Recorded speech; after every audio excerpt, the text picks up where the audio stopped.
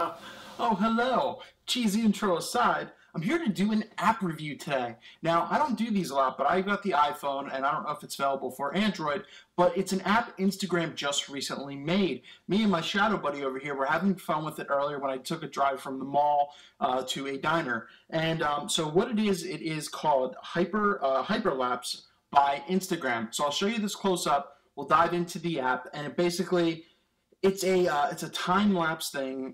So obviously they couldn't say that, so they call it a hyperlapse, and it's basically just an editing program. But we'll dive into that, and I'll show you as we're going into this what exactly it is and if it's really good. So let's dive into it. Hyperlapse, an app made by Instagram.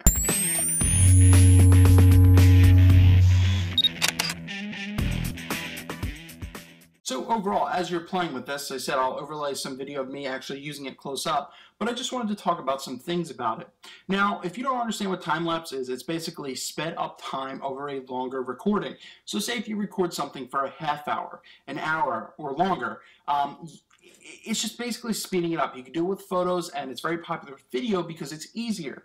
But the problem with mobile videography and photography is usually you have to take it into like an editing program and do it onto your computer, then put it back on your phone. But this makes it easy, obviously, for Instagram. That's what they target it to. But you can use it for more than Instagram. You can have it for more than 15 seconds.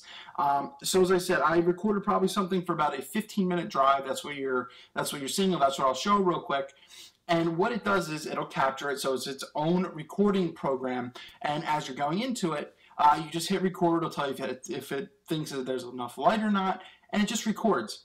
Now, one of the big things they also mention is they think it is stabilized. Now, in the video, you're seeing, or you have seen, that it does look stable. That's because I had it wedged in between my dash and my my window.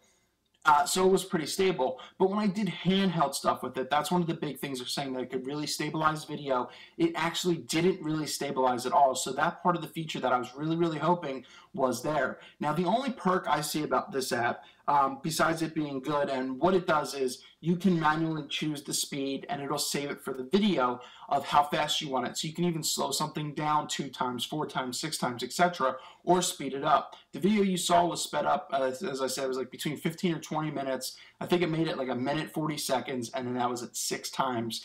But the only downside is once you select and export your thing, your file, you can't go back. You have to basically redo it or undo things to get it the way you want it. So that's the downside of it. I think it's a cool little app to have, but the no stabilization thing really kind of disappointed me, as I felt that that would have been a great feature to have. So you really do need to have your phone very stable as you are looking into this. So that's kind of my quick review of my app. I think it's a cool thing to have. It's great in-camera type of thing. You don't have to put it on the computer really to do anything with it or use any really external apps. Just use Hyperlapse, and you can create something cool. It speeds it up. It does take a little while to export if it is a longer video, obviously, like anything else. But other than that, I think it's pretty convenient, but it is missing that key stabilization feature that I kind of call BS on in regards to what they really sell this as. Good mobile app, could be so much better. Hopefully there's an update or something in the future with it that can really make it stronger.